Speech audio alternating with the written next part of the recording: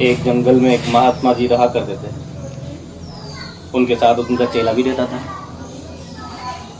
तो चेले को रोज कुछ ज्ञान दिया करते थे। एक दिन उन्होंने चेले को बताया, महाराज ने, कि सब प्राणियों में ईश्वर का वास होता है, सब प्राणी ईश्वर का ही अंश है। चेले को ये बात अच्छी लगी। उसको ये बात भा गई।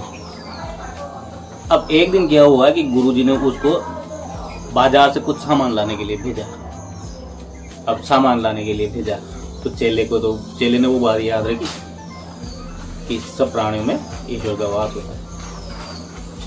तो जब वो मुख्य रास्ते पर, बाजार के मुख्य रास्ते पर पहुंचा, या यूं कहें कि बाजार में पहुंचा, तो बाजार का मुख्य रास्ता था, चौराहा था एक तरह से।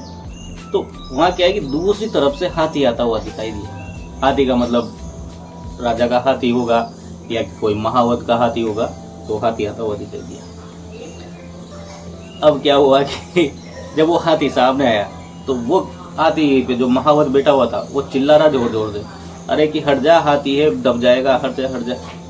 लेकिन नहीं, उसने तो क्या है, उसने तो ये सोच लिया था कि मेरे गुरुजी ने जो कहा है वही सत्य है और हाथी में भी भगवान है। अब वो क्या सोच रहा, हाथी के सामने खड़ा होके, कि अगर इस हाथी में भगवान है तो ये मुझे नहीं कुचलेगा, मैं बच जाऊंगा, मुझे कुछ भी नहीं होगा। हाथी के सामने खड़ा हो गया। अब क्या हुआ, हाथी आया, अब वो हटा नहीं, तो भगवान की ये समझो कि ईश्वर ने ये अच्छा किया, या हाथी ने, कि उसको उठा के फेंक दिया एक तरफ, उसको कुचला नहीं, ये अच्छा रहा। अब उसको उठा के फेंक दिया तो चोट तो आनी है, उठा के फेंक दिया। तो वो वापिस रोता रोता महात्मा जी के पास आया, बोला, गुरुजी आपने तो बताया था कि सब में ईश्वर होता है, और मैं तो सोच रहा था, मैं तो खड़ा हो गया था कि ईश्वर में मुझे बचा लेंगे। तो महात्मा जी ने पूछा कि तुझे सामने से आते हुए हाथी जो था, हाथी आ रहा था, तो किसी ने तुझे हटने के लिए नहीं बोला क्या?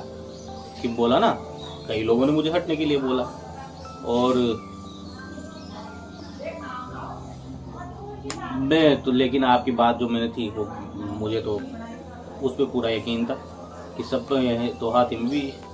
कि तुझे एक बात बता, जब मैंने ये कहा कि सब प्राणियों में ईश्वर है, तो तुझे केवल उस हाथी में ईश्वर दिखा क्या?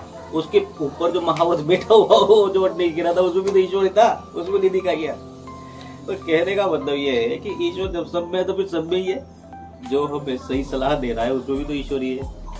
तो दोस्तों, ये थी कहानी। इससे आप अच्छी सीख ले सकते हैं कि वही प्राणियों में ईश्वर तो है, तो इसका मतलब ये थोड़ी कि गलत काम करने में भी ईश्वर है,